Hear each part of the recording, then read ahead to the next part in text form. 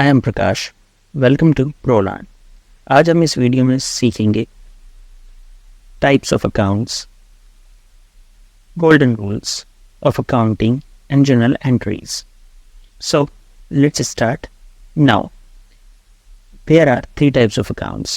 Accounting में तीन तरीके के अकाउंट होते हैं. One personal account, second real account, and third is nominal account. So let's see first account, which is our personal account.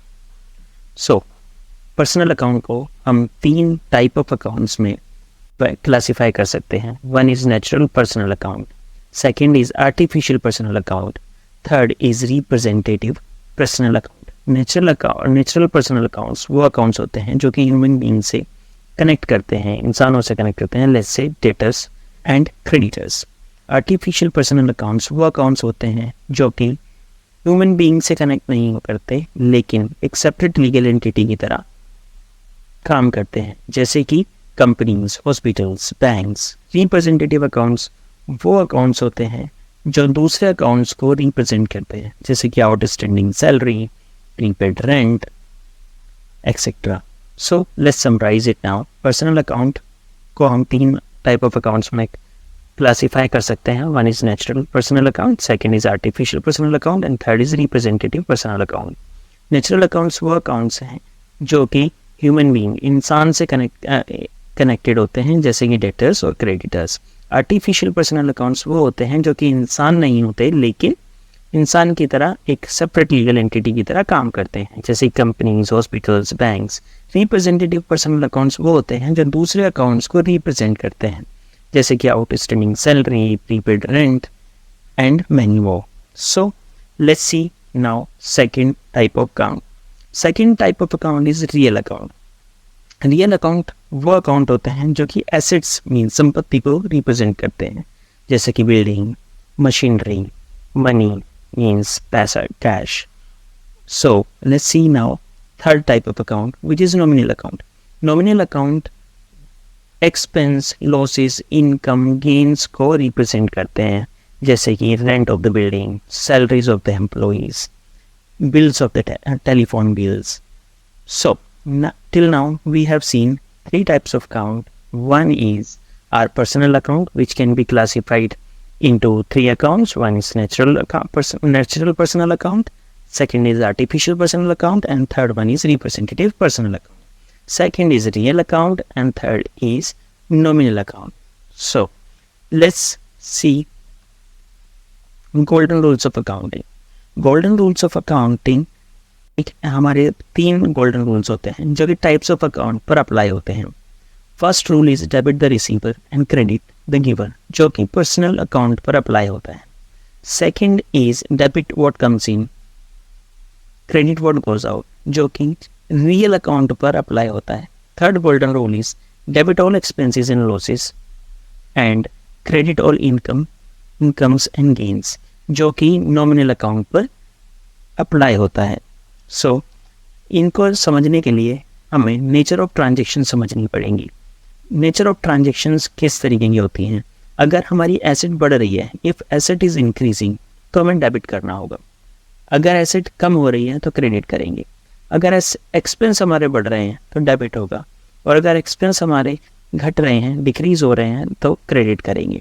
अगर liability हमारी बढ़ रही है तो क्रेडिट होगी, और अगर घट रही है, डिक्रीज हो रही है, तो डेबिट करेंगे. इनकम अगर हमारी बढ़ रही है तो हम क्रेडिट करेंगे, और अगर घट रही है तो डेबिट करेंगे. So in simple words we can say asset and expenses have same kind of nature. अगर वो बढ़ रहे हैं तो डेबिट होंगे, और अगर घट रहे हैं तो क्रेडिट होंगे. Similarly liability and incomes are opposite to assets and expenses. अगर लाइबिलिटी और इनकम बढ़ रही है तो क्रेडिट होंगे, और घट रहे हैं तो डेबिट होंगे. Let's learn now how to pass journal entries. So let's see first example of the journal entry. Commenced business with cash of rupees 1 lakh. मतलब 1 लाख से बिजनेस स्टार्ट किया. So here we have two accounts. One is cash and second is capital account. So asset हमारी debit से बढ़ती है और liability हमारी credit से बढ़ती है. So here cash is increasing, so cash account is debit to capital account 1 lakh. या कैश डेबिट से हमारा कैश बढ़ गया है और टू कैपिटल से हमारी लाइबिलिटी बढ़ गई है. Let's see now second example. We have second example, purchase goods in cash for ₹60,000 which shows purchase goods. Purchases account is our asset account.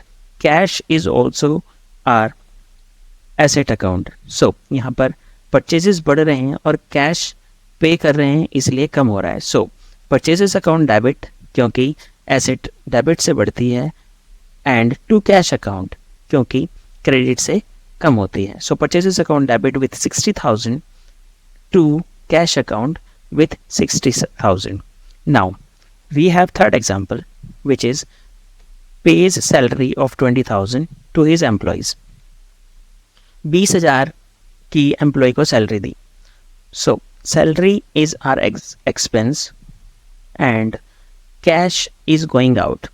So expense debit से बढ़ते हैं, salaries account debit to 20,000 और cash credit से कम होगा to cash account 20,000. So our entry is salary account debit with 20,000 to cash 20,000. Now we have fourth example, received interest from bank. Received interest means हमें interest मिला है जो कि हमारी income है. Income हमारी credit से बढ़ती है and we have received cash of 3,000. So bank में हमारा कैश आया है which is asset. Asset debit से बढ़ती है, इनकम क्रेडिट से बढ़ती है. So entry is bank account debit to interest received 3,000. And our fifth and last example is purchased machinery for ₹2 lakhs. 2 lakh रुपए में मशीनरी खरीदी है मीन्स मशीन आई है और कैश कम हुआ है. So machinery account debit to bank account. I hope आपको ये वीडियो पसंद आई होगी. Thanks for watching. Please share, like and subscribe.